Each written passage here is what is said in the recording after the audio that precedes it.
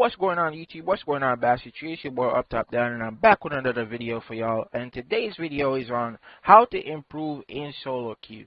So I amassed 15 tips, thanks to viewers and myself included, on how to improve in solo queue. No, I'm not saying I'm the best player, but I assure you, chat, if you apply these methods that I'm telling you right now, if you apply these play styles or just key elements of play into your gameplay, I assure you, chat, your win rate will improve, and overall you'll be able to find a teammate, or operate within a team applying these methods. So yeah, 15 tips on how to improve in solo queue, how to do solo queue and just play better with people. And yeah, let's get right. Alright, so as you guys can see here, I have a passing example. The first one is pass the ball, bro. Just by passing the ball, you increase your team's offensive capabilities by 1,000,000%, bro. The opponents won't know what to do. They won't be able to double team you, and you'll just be able to score way easier and force rotations, which is what helps with scoring. That's what I'm trying to.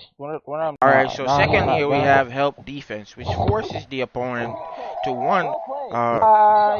reset, waste time, or they could throw an intercept, get blocked, and give your team more offensive chances to score. Alright, so next we have here knowing the skills in the game, bro. You gotta know the skills in the game to avoid situations where, look at this example right here. If I knew this person had this, I'd counter it easily. There, I know I should have blocked. Alright, so next and most important thing we want to do is we want to make sure as a team that somebody is always waiting for the double clutch. You can't just have everybody just jumping like a bouncy house. No, we don't want a bouncy house party. We want a block party. Get those blocks in. Wait for the double clutch, man. Come on now.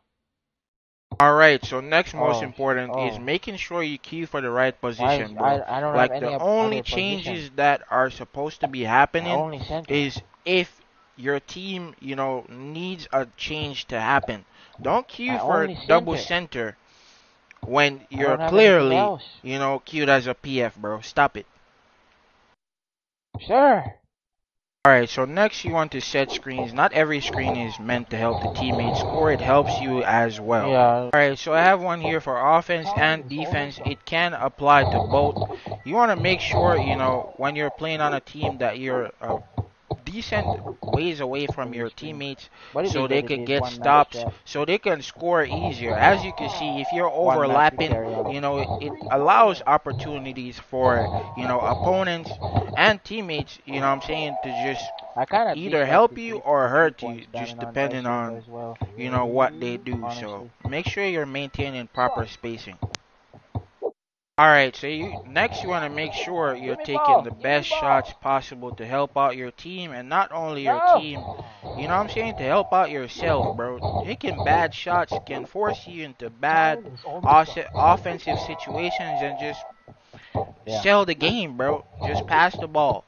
If you can't take a good shot. Teamwork on that. Alright, next is to know when to switch. Like sometimes, there's coverage. Like that just now that I just did was a coverage. He was supposed to come back. He did not come back. I have a good example and a bad example. As you can see, this is the good example here.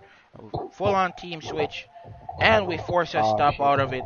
Boom. Just like that.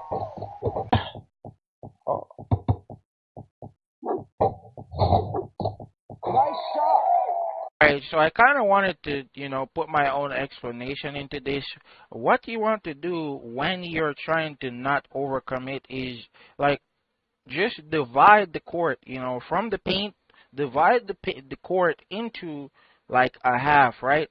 Whichever side you're on, left side or right side, you only help on that side. If they come into the paint area, of course, if you're closer by, you go ahead and try to help there. But you don't want to overcommit and, give up like free threes trying to diving catch across the court, go for a diving catch across the court. Like sometimes it's alright to reset on defense and just go back to your man and just allow the opponents to get the ball. You don't want to give up free threes, free points, just overcommitting and just not playing, you know what I'm saying, as efficiently as possible.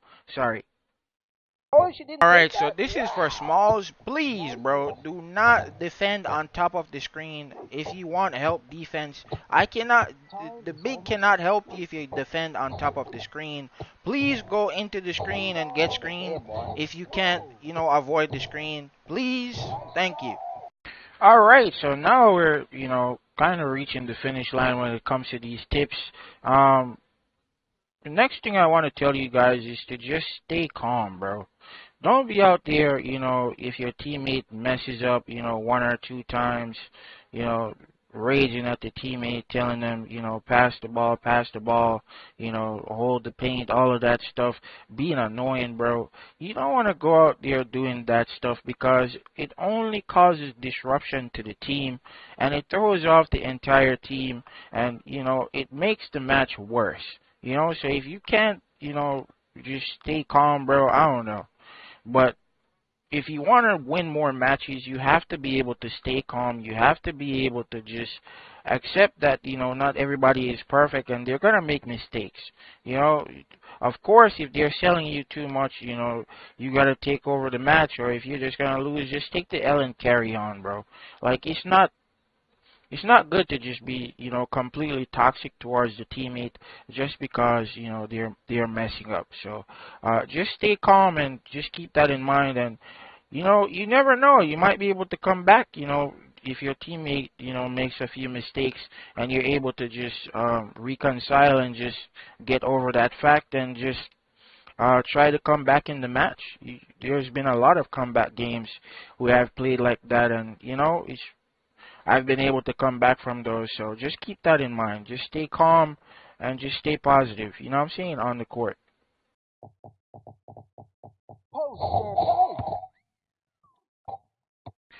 Alright, so next most important thing we have on the list here is called marking or, face up. Face up is more towards you pressing the face up button or, the little box out button. It's basically this, but let me show you here so nobody doesn't get confused. This thing here, this little face up button, right? So you press that and you do that little face up. It's usually what the centers and point guards do to get bump steals or power mark, depending on which position you're playing. Power mark basically stops the opponent in place. It is a percent chance. It's not 100% guaranteed, but if they dash into you, if they're running, all of that good stuff, they're going to get stopped and you're going to have a high chance of stealing the ball or, forcing them to throw the ball away, depending on the distance that their teammates are away from them. You don't necessarily have to stay in the cone 100% of the time. You could, like the example I showed in the video, kind of back off, allow them to get a little bit comfortable, and then, they'll end up messing up, and they'll try to take the chance, thinking that you went away. So you don't necessarily have to stay in the cone 100% of the time. It's okay to, just allow them to get comfortable, to bait them into getting, a steal or stop, to make them throw away the ball, whatever you have to do to get, a stop or a block. So, yeah. All right. Woo. Well, we're at the finish line. I hope you guys enjoyed these little tips, and tricks that, and whatever else you guys, feel like asking me, you could ask me at the end of the video. But the last two, I was going to make them, like 14, 15, but I'm just going to make it 14 and just combine them. So the last ones are just you have to be able to watch the time, just be able to use the time clock to your advantage. You know what I'm saying? You can't just be out there just playing the match and whatever happens happens at the end.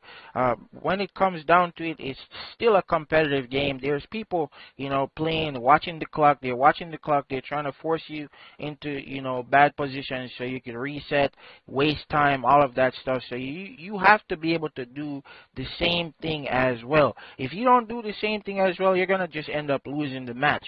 The next most important thing is also you have to learn basically what all these characters features are. Now the 300, it starts at 300. These characters in the 150, 50, range don't have any features. It starts right here. Make sure you guys are paying attention to what these things are. If you're not paying attention to what features are, you don't know what, the character's special skills are, all of that stuff, for the all-star characters, you're going to be, in a bad position because you're going to get, surprise interrupted by, where is Mary? You're going to get surprise interrupted by a Mary and you're going to be like, oh no, I didn't know this character had that, feature or skill, and the character it just comes built in with automatic intercept depending on the type of pass you do. So make sure you guys keep that in mind. So watch the time and make sure you're studying those all-star special skills and, their features as well as the regular contracted players' skills as well. So, yeah, hopefully this video helped you guys, and I'm up out of here, man. Peace. Hard to breathe, but that's alright. Hush.